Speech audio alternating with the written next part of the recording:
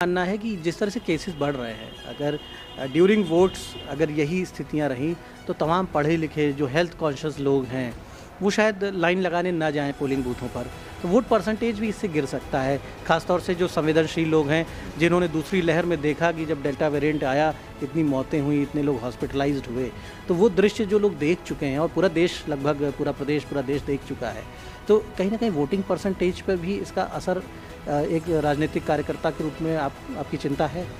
नहीं, बिल्कुल voting percentage कम रहेगा अगर कोविड का यही माहौल रहा तो। विशेष रूप से जो अर्बन एरिया है, जो सिटी वाली कॉन्स्टिट्यूंसीज़ हैं, वहाँ पे तो बहुत कम जाएगा।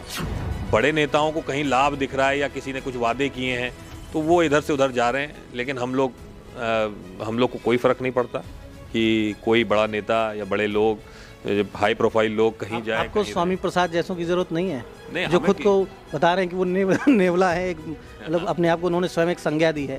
उन्होंने कहा कि हम सांपों को और नागों को समाप्त कर देंगे। तो ऐसे खतरनाक पॉलिटिकल वॉरियर्स की आपको ज़रूरत नहीं है? नहीं, देखिए भाषणबाजी है बस। हो सकता है भारतीय जनता पार्टी को इसलिए छोड़ा हो क्योंकि उनका ही टिकट ना फाइनल कर रहे हो, काट रहे हो।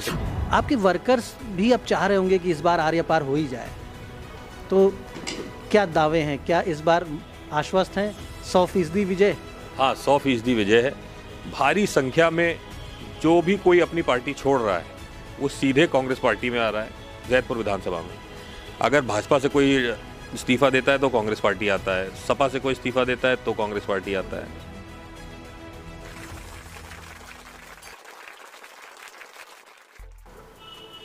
सर्दियों में सियासत का उत्तर प्रदेश से एक नाता जुड़ गया है। पिछला चुनाव भी सर्दी में था, उसके पहले 2012 में भी जाड़ों में ही सियासी गर्मी उत्तर प्रदेश में बनने लगी थी।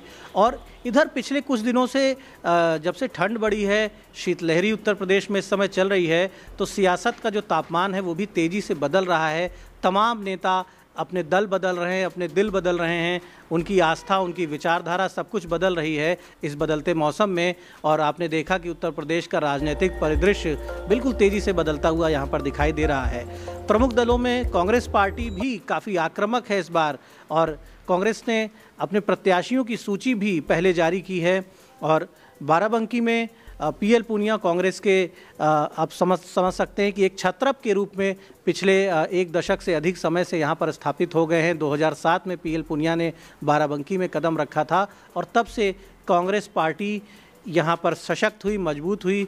पीएल पूनिया यहाँ से सांसद हुए और उनके बेटे तनुज पूनिया हमारे साथ मौजूद हैं, जो कि प्रत्याशी घोषित हुए हैं बाराबंकी में जैदपुर विधानसभा से। तनुज, कांग्रेस ने आपको एक बार फिर मौका दिया है और आपके ऊपर भी मुझे लगता है कि परफॉर्मेंस का दबाव भी बढ़ रहा है, क्योंकि चौथा अवसर आपको पार्टी ने दिया है।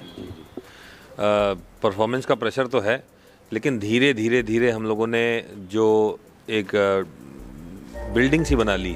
पहले चुनाव में मान लीजिए नींव रखी गई थी और धीरे धीरे उसको बढ़ा करके आज हम जीतने वाली स्थिति में आ चुके हैं। तो पुराने चुनाव का अनुभव और इस समय माननीय प्रियंका गांधी जी की जो लोकप्रियता है, ये दोनों हमारे अनुकूल हैं और दोनों हमें इस बार चुनाव जिताएंगी। आप जिस विधानसभा से चुनाव लड़ते हैं, पहले भी लड़ चुके हैं और इस बार फिर आप पूरी ताकत से आगे बढ़ रहे हैं, आपको अच्छे वोट लगातार मिल रहे हैं, एक सम्मानजनक वोट आपको मिलते हैं वहाँ पर। और पहले चुनाव में तो आपको 82,000 से अधिक मत मिले थे, और जो कि एक बहुत ही अच्छे वोट माने जाते हैं और बहुत से प्रत्याशी इससे कम वोटों में विधायक हो जाते हैं।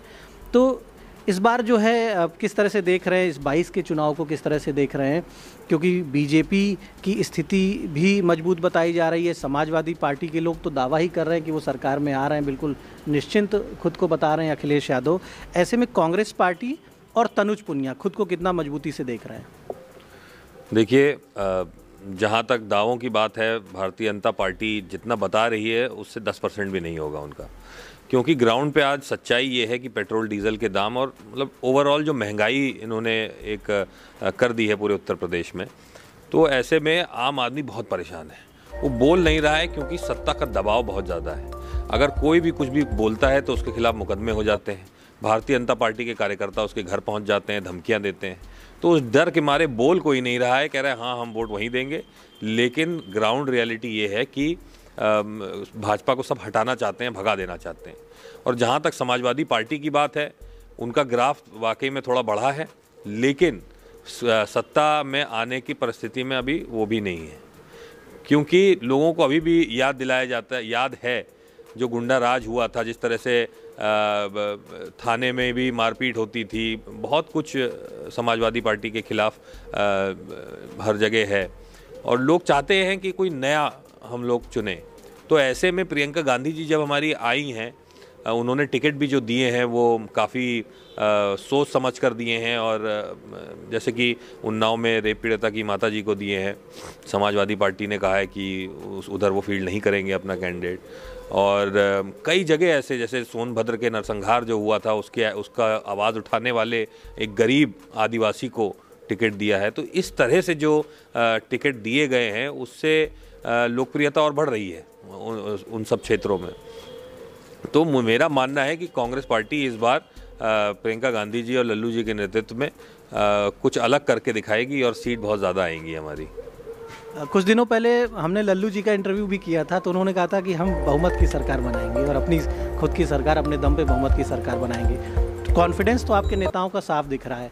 प्रियंका जी जिस तरह से आक्रामक हैं, जिस तरह से महिलाओं को लेकर उन्होंने यूपी के राजनीतिक इतिहास में पहली बार महिलाओं को लेकर उन्होंने बहुत एग्रेसिव पॉलिटिक्स की है, अलग से घोषणा पत्र भी जारी किया। तो प्रियंका जी ने जो टिकट इधर दिए, कई ऐसे चेहरों को टिकट दिए हैं जो लोकल लेवल पर उत्पीड़न के खिलाफ, अत्याचार के खिलाफ जो खड़े हुए एक प्रतीक बने। लेकिन ये जो भावनात्मक सिंबल्स हैं, ये इमोशनल सिंबल्स के रूप में जो लोग खड़े हुए, सोसाइटी क्या फॉलो करती है, राजनीतिक रूप से निर्णय लेती है इनके पीछे? देखिए, अब लोग थोड़े से जागरूक हो गए, वो सही गलत की पहचान करने लग गए हैं। शिक्षा का भी इसका एक रोल है। जिस तरह से गांव-गांव मनमोहन सिंह जी ने स्कूल खुलवाए शिक्षा के अधिकार के तहत, तो शिक्षित जब युवा बड़ा होने लग गया है तो वो सही गलत समझ रहा है। वो देख रहा है कि हमारी लड़ाई कौन लड़ रहा है। अगर एक्टिविस्ट लड़ाई लड़ रहा है तो वो उसके साथ खड़ा है, अगर वो राजनीति में आता है, अगर उसको कोई पार्टी मौका देती है तो उसके साथ भी वो खड़ा हो, आवाम खड़ी रहेगी। प्रियंका गांधी जी जिस प्रकार से किसानों के लिए खड़ी हैं, लखीमपुर में इतना उन्होंने संघर्ष किया, इसी तरह से दलित परिवारों के लिए वो खड़ी थी, चाहे वो आगरा में कस्टडी में जो मौत हुई उसकी बात हो, चाहे हाथरस की बात हो जहां वो महिलाओं के लिए खड़ी नज़र आई, लड़कियों की खड़ी नज़र आई। तो एक तरह से लोग अब देख रहे हैं, पहचान रहे हैं कि कौन हमारे मुद्दों पे खड़ा है, तो हम उसके साथ खड़े हो जाएं। और जहाँ तक बात है आपकी एक्टिविस्ट जीतेंगे कि नहीं जीतेंगे, इस तरह के लोग, लेकिन ये सब लोग ज़मीन से जुड़े लोग हैं, और ज़मीन से जुड़े लोग अगर राजनीति में आए, यही प्रियंका गांधी जी की सोच है, यही पूरी कांग्रेस पार्टी की सोच है। लेकिन कहीं हम उस सोच को भूल गए थे। अब एक बार फिर प्रियंका गांधी जी ने इसको लागू किया है कांग्रेस पार्टी में, तो बहुत अच्छा लगा कि ऐसे लोगों को भी टिकट मिल रहा है। एक मॉरल पॉलिटिक्स की कोशिश की है यहाँ पर, ऐसे लोगों को जो दबंग ना हो, जो बहुत शक्तिशाली ना हो, प्रभावशाली ना हो, धन पशु ना हो, बाहुबली ना हो, उनको टिकट दिया है बड़े पैमाने पर। इसके लिए निश्चित तौर पर एक प्रशंसा होनी चाहिए कि राजनीति में जो सीधे साधे लोग हैं, कमज़ोर साधारण लोग हैं, उन्हें प्रमोट किया जाए। कोई भी दल ऐसा करे तो उसका स्वागत होना चाहिए। सर्दियों का चुनाव है, कई चुनाव सर्दियों में ही हो रहे हैं उत्तर प्रदेश में। कुछ ऐसी विधानसभा के कार्यकाल का भी समीकरण बन जाता है कि जाड़ों में ही चुनाव आते हैं, और इस बार ये ऐतिहासिक चुनाव है जब कोविड की वजह से तमाम तरह के प्रतिबंध आयोग ने लगाए हैं, तमाम निर्देश दिए हैं, रैलियां नहीं हो रही हैं, जनसंपर्क का स्वरूप भी पहले जैसा नहीं है। ऐसे में कैंडिडेट्स को, जो कैंडिडेट्स गंभीर हैं चुनाव जीतने के लिए, जो मेहनत कर रहे हैं, उन्हें क्या चैलेंजेस फेस करने पड़ रहे हैं? देखिए, चुनाव आयोग ने कहा है कि आप डोर टू डोर कर सकते हैं, हर दरवाजे जाके बात रख सकते हैं, लेकिन जब हर दरवाजे जाके कितनी हम लोग बात रख लेंगे? जैसे जनसभा होती थी या छोटी छोटी नुक्कड़ सभाएं भी चौपाल अगर हो जाती थी, तो उसमें अपनी बात हम पूरी रखते थे कि हम आपके लिए क्या सोचते हैं, मैं पर्सनली प्रत्याशी अपना आपके लिए क्या करेगा, हमारी पार्टी आपके लिए क्या करेगी, तो पूरी बात हम रख सकते थे। अब वो बात सबके पास पहुंचाने में बड़ी समस्या हो रही है। डोर टू डोर जाते हैं तो वोट की बस एक अपील कर सकते हैं आप। अगर आप सबसे बात करने लगें, अपनी पूरी बात रखने लगेंगे, तो फिर एक गांव एक दिन में भी नहीं हो पाएगा। तो लोगों के बीच में अपनी बात रखना सबसे बड़ा चैलेंज है, और सोशल मीडिया का इसमें बहुत बड़ा रोल है। लेकिन वही है कि रीच नहीं हो पाती है, क्योंकि ज़्यादातर लोगों के पास अभी भी छोटा वाला कीपैड वाला मोबाइल है। ज़्यादा वो व्हाट्सएप या फेसबुक के माध्यम से उन तक नहीं पहुंचा जा सकता। लेकिन जिन तक पहुंचा जा सकता है, वो सोशल मीडिया ही एक माध्यम बचा है अब हमारे पास। बाकी चुनाव आयोग का जो भी आएगा, और ज़रूरी भी है कोविड क्योंकि बहुत बुरी तरह से फैल रहा है, तो एक सेफ्टी के नज़रिए से भी बहुत ज़रूरी है कि ऐसे बड़े बड़े रैलियां ना हो, बड़ी बड़ी जनसभाएं ना हो। लेकिन हमारी पूरी कोशिश है कि ज़्यादा से ज़्यादा लोगों तक पहुँचें, अपनी बात रखें। सोशल मीडिया का भी उपयोग किया जाएगा, LED वैन्स का भी उपयोग किया जाएगा। जिस तरह से जो भी चुनाव आयोग सोचेगा उसी हिसाब से, उनके मानकों के हिसाब से किया जाएगा। एक संभावना नहीं ऐसी दिखाई पड़ रही कि जो राजनीतिक गतिविधियां हैं लोकतंत्र में, ये ज़रूरी है कि जो पार्टियां हैं, जो प्रत्याशी हैं, वो अपनी नीतियां, अपने एजेंडे, अपनी बात अंतिम मतदाता तक पहुंचा पाएँ, क्योंकि लोकतंत्र में जो जनादेश है उसका बड़ा रोल है, और जनादेश के परिवर्तन का या नए जनादेश के बनने का जो अवसर है, जो अपॉर्चुनिटी एक वोटर को होती है, वो इन्फॉर्मेशन पर बेस्ड होती है। कितने प्रकार की, कितनी सारी सूचनाएं उसे मिलें, जानकारियां मिलें, जिसके आधार पर वो एक अच्छा जजमेंट ले सकें। लेकिन यहाँ पर जब सूचनाओं के माध्यम सीमित हो गए हैं, हम इंटरनेट की एक्सेस जहाँ तक है, या एंड्रॉयड मोबाइल की जहाँ तक एक्सेस है, या डोर टू डोर आपके क्षेत्र में लाखों मतदाता हैं, लाखों परिवार रहते हैं, डोर टू डोर आप कहाँ तक, कितने लोगों तक जा सकते हैं, तो कहीं ना कहीं जो एक संविधान की जो मंशा है, वो लोकतांत्रिक प्रक्रिया कहीं बाधित होती हुई या सीमित होती हुई नहीं दिख रही है। बिल्कुल बिल्कुल, ये तो बिल्कुल सही है, लेकिन परिस्थितियाँ कुछ ऐसी हैं कोविड में कि हम लोग को उसके मानना ही पड़ेगा, क्योंकि जीवन और मृत्यु का सवाल है। विशेष रूप से बुज़ुर्ग और बच्चे जो हैं उनको ज़्यादा दिक्कत है इसमें, तो लेकिन मानकों को फॉलो करते हुए हम करेंगे अब। लेकिन ये बाधित तो हुआ ही है, जो पूरी लोकतांत्रिक प्रक्रिया है उसमें अपनी बात आखिरी तक पहुंचाने की बात थी। अब जिस प्रकार से अभी हम जाति और धर्म की बात कर रहे थे, जातियों पे जो बांट रखा है, तो इससे जो फ़ायदा होना है वो ऐसी पार्टियों को ज़्यादा होना है। हम लोग के पास ज़्यादा चैलेंज है कि हम लोग को अपनी बात रखनी, अपने मुद्दे रखने हैं। आपको एक एक मतदाता को कन्विंस करना है और उस एडिक्शन से, उस पॉलिटिकल एडिक्शन से बाहर निकालना है आपको। जी। तो ये चैलेंज हमारे लिए, कांग्रेस पार्टी के लिए ज़्यादा बड़ा है। लेकिन वही प्रियंका गांधी जी की जो 2 साल पहले जो मुहिम शुरू हुई थी कि गांव-गांव हमारा कार्यकर्ता होगा, गांव-गांव हमारे 10 लोगों की टीम होगी ग्राम की, और 20 लोगों की टीम होगी, 21 लोगों की टीम होगी बूथ की, तो वो जो संगठन के माध्यम से हम पहुंचा सकते हैं, संगठन तक तो हम अपनी बात पहुंचा सकते हैं। अब संगठन जो है वो डोर टू डोर करे हमारे लिए, हमारे साथ, और जा करके प्रियंका गांधी जी की आवाज़ और जो प्रत्याशी हैं उसकी आवाज़ पहुंचाएगा। तो मिला के कठिन हो गया है चुनाव। कठिन तो बहुत हो गया है, लेकिन हमारी तैयारी है, उसमें भी संगठन के माध्यम से बात पहुंचाई जाएगी। अच्छा, एक और मेरी कुछ एक्सपर्ट से बात होती है, तो उनका ये भी मानना है कि जिस तरह से केसेस बढ़ रहे हैं, अगर ड्यूरिंग वोट्स अगर यही स्थितियां रहीं, तो तमाम पढ़े लिखे जो हेल्थ कॉन्शियस लोग हैं वो शायद लाइन लगाने ना जाएं पोलिंग बूथों पर, तो वोट परसेंटेज भी इससे गिर सकता है। ख़ासतौर से जो संवेदनशील लोग हैं, जिन्होंने दूसरी लहर में देखा कि जब डेल्टा वेरिएंट आया, इतनी मौतें हुई, इतने लोग हॉस्पिटलाइज्ड हुए, तो वो दृश्य जो लोग देख चुके हैं, और पूरा देश, लगभग पूरा प्रदेश, पूरा देश देख चुका है, तो कहीं ना कहीं वोटिंग परसेंटेज पर भी इसका असर एक राजनीतिक कार्यकर्ता के रूप में आपकी चिंता है? नहीं, बिल्कुल वोटिंग परसेंटेज कम रहेगा अगर कोविड का यही माहौल रहा तो। विशेष रूप से जो अर्बन एरिया है, जो सिटी वाली कॉन्स्टिट्यूंसीज़ हैं, वहाँ पे तो बहुत कम जाएगा। लेकिन जहाँ ग्रामीण है वहाँ पे 5-7% का ज़्यादा फ़र्क पड़ेगा, क्योंकि ग्रामीण में अभी भी लोग जो है इतने प्रिकॉशंस नहीं ले रहे हैं।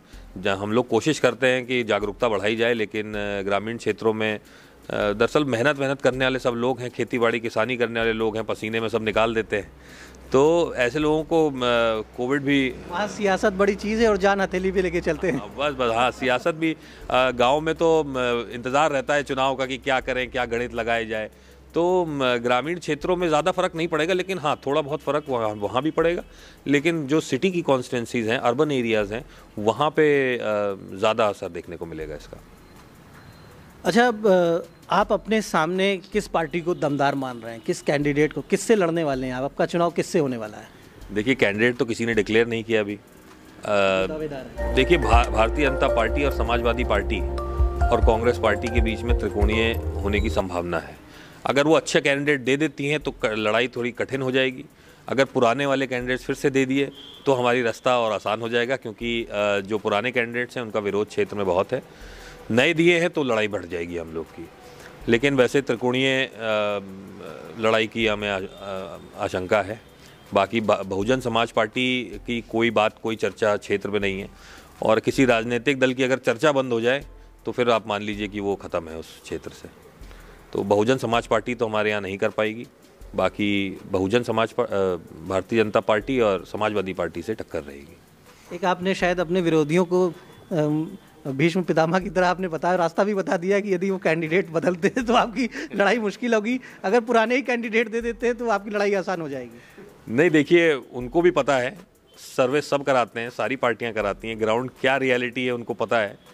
अब क्योंकि मौजूदा विधायक भी हैं समाजवादी पार्टी से, तो मौजूदा विधायक का मतलब ज़्यादातर वोट टिकट नहीं कटता है, तो अगर उनको मिल गया तो प्लस में रहेंगे हम लोग। नए कैंडिडेट को दिया तो लड़ाई कठिन रहेगी, लेकिन जीतेगी कांग्रेस पार्टी। अच्छा, जो आपकी वर्कर्स हैं, संगठन के लोग हैं, आपकी पूरी टीम, एक वार रूम आपने बना रखा है और बड़ा आपका चुनाव जो है सुनियोजित होता है। इसके खैर आपके पिताजी विशेषज्ञ हैं और हम लोग उन्हें लंबे समय से देख रहे हैं, वो जो भी काम करते हैं वेल प्लान्ड वे में करते हैं और छत्तीसगढ़ में तो उन्होंने इस तरह से कांग्रेस को एक ऐतिहासिक जीत भी दिलवाई थी। आपका चुनाव तो सुनियोजित है, वेल प्लान्ड है और नए चैलेंजेस के हिसाब से भी आपने अपने चुनाव को वो दिशा दी हैं जो दिशाएं वर्तमान में आवश्यक हैं आयोग के गाइडलाइंस के बाद। आपके वर्कर्स भी अब चाह रहे होंगे कि इस बार आर्य पार हो ही जाए, तो क्या दावे हैं, क्या इस बार आश्वस्त हैं 100% विजय? हाँ, 100% विजय है।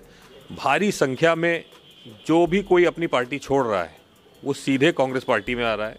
जैतपुर विधानसभा में अगर भाजपा से कोई इस्तीफा देता है तो कांग्रेस पार्टी आता है, सपा से कोई इस्तीफा देता है तो कांग्रेस पार्टी आता है। क्योंकि जो पहले व्यवस्था थी, अगर वो कोई बसपा से नाराज़ होता था, कोई अगर समाजवादी से नाराज़ होता था, तो उसके बाद ऑप्शन होता था भारतीय जनता पार्टी। लेकिन जैसे मैंने आपको बताया कि इस समय भारतीय जनता पार्टी का बहुत विरोध है क्षेत्र में, ग्राउंड लेवल पे महंगाई को लेकर के विशेष रूप से बहुत ज़्यादा विरोध है। तो ये महंगाई के कारण ही ये जाएंगे, अगर आप इस बार जाएंगे। जैसे कि दिल्ली में एक बार प्याज के दामों पे सरकार गिरी थी, वैसे इस बार पेट्रोल, डीजल और रसोई गैस के दाम पे ये सरकार यहाँ उत्तर प्रदेश में गिरने जा रही है। कानून व्यवस्था से बहुत लोग परेशान हैं, कानून व्यवस्था बहुत बिगड़ चुकी है क्षेत्र में। छोटी छोटी चोरियों में भी कोई नहीं पकड़ा जाता है, बड़ी बड़ी चोरियाँ हो जाती हैं, डकैती हो जाती है, डकैती स्टाइल में होती हैं चोरियाँ, फिर भी नहीं पकड़ा जाता। संरक्षण है सरकार का। तो ये सब बातें लोगों को याद हैं और खटकती बहुत है। तो अब जो है, जो भी छोड़ रहा है वो समाजवादी में वापस नहीं जाना चाह रहा है। अगर मान लीजिए पुराना समाजवादी का था, वो सीधे कांग्रेस में आ रहा है। तो संकेत बहुत अच्छे हैं और जीत 100% तय है कांग्रेस पार्टी की। लेकिन लखनऊ में जो तस्वीर दिख रही है, बीजेपी से जो लोग असंतुष्ट हैं उनकी पहली पसंद सपा बन रही है, कांग्रेस में नहीं जा रहे हैं। स्टेट लेवल का जो सिनेरियो है उसे हम अनदेखा नहीं कर सकते, जो दृश्य रोज आपके सामने हैं। तो प्रियंका जी की इतनी मेहनत और इस बार कांग्रेस का चुनाव जो है, उत्साह भी वर्कर्स में है, काफ़ी मेहनत हुई, प्रचार प्रसार पर भी फोकस हुआ, लेकिन स्टेट लेवल पर वो माहौल क्यों नहीं बना पाए? लोगों की कांग्रेस पार्टी सेकंड ऑप्शन क्यों नहीं बन पा रही है, या बीजेपी छोड़ने वालों की पसंद क्यों नहीं बन पाई? देखिए, बड़े बड़े नेताओं की बात है ये। बड़े बड़े नेता हमें चाहिए भी नहीं। हमारी सिर्फ एक ही नेता है, प्रियंका गांधी जी और राहुल गांधी जी। यही दो नेता हैं हमारे। और बाकी बड़े नेता को जहाँ जाना है जाएँ। एक हिडन वोटर है जो प्रियंका गांधी जी ने एक्टिवेट किया है। हमारे महिला जितनी हैं वो सारी हमारी हिडन वोटर बन के निकलेंगी। और जब बड़े नेता को वोट ही नहीं मिलेगा तो फिर वो कहीं भी जाए कोई फ़र्क ही नहीं पड़ रहा। माहौल केवल और केवल प्रियंका गांधी जी ने बनाया है, अपने संघर्ष से बनाया है, और वो माहौल हमारे लिए पर्याप्त है। बड़े नेताओं को कहीं लाभ दिख रहा है या किसी ने कुछ वादे किए हैं तो वो इधर से उधर जा रहे हैं, लेकिन हम लोग को कोई फ़र्क नहीं पड़ता कि कोई बड़ा नेता या बड़े लोग, हाई प्रोफाइल लोग कहीं जाए। आपको स्वामी प्रसाद जैसों की ज़रूरत नहीं है? नहीं, जो खुद को बता रहे हैं कि वो नेवला है, एक मतलब अपने आप को उन्होंने स्वयं एक संज्ञा दी है। उन्होंने कहा कि हम सांपों को और नागों को समाप्त कर देंगे। तो ऐसे खतरनाक पॉलिटिकल वॉरियर्स की आपको ज़रूरत नहीं है? नहीं, देखिए, भाषणबाजी है बस। हो सकता है भारतीय जनता पार्टी को इसलिए छोड़ा हो क्योंकि उनका ही टिकट ना फाइनल कर रहे हो, काट रहे हो टिकट। तो कोई ऐसी बात नहीं है। मतलब वो जहाँ जाना है उनको जाएँ। हमारे यहाँ सिर्फ एक ही नेता है, वो प्रियंका गांधी जी हैं। उन्हीं के फेस पे हम लोग चुनाव लड़ेंगे, उन्हीं के संघर्ष पे हम लोग चुनाव लड़ेंगे, उन्हीं के वादों पे हम लोग चुनाव लड़ेंगे। तो कांग्रेस ने इस बार साइलेंट वोटर्स एक्टिवेट किए हैं। प्रियंका जी ने जिस तरह से आधी आबादी को एक अपनी तरफ आने का आमंत्रण दिया है, कांग्रेस की ओर आने का प्रियंका गांधी ने आमंत्रण दिया है, महिलाओं को, छात्राओं को, लड़कियों को, और तमाम उनके लिए घोषणाएं की हैं। अलग से एक उनके लिए पूरा घोषणा पत्र जारी हुआ यूपी चुनाव के इतिहास में पहली बार, तो कांग्रेस के लोग, कांग्रेस के जो प्रत्याशी हैं वो भी आश्वस्त हैं। उन्हें लग रहा है कि कहीं ना कहीं ये जो अस्त्र इस बार प्रियंका जी ने प्रयोग किया है, ये राजनीतिक अस्त्र एक ब्रह्मास्त्र के रूप में काम कर सकता है और महिलाएं, छात्राएं जो हैं, बड़ी संख्या में जो वोटर हैं, लगभग हमारे देश में आधी आबादी हमारी और आधे मतदाता लगभग, तो ये महिलाएं अगर वाकई में कोई निर्णय इस तरह का लेती हैं तो उत्तर प्रदेश का राजनीतिक परिदृश्य बिल्कुल बदल सकता है। और शायद यही कॉन्फिडेंस है तनुज पुनिया को और उनका दावा है कि इस बार ज़रूर जैतपुर की जनता उन्हें उत्तर प्रदेश की विधानसभा भेजने का काम करेगी। द इंडियन ओपिनियन के लिए बाराबंकी से दीपक मिश्रा।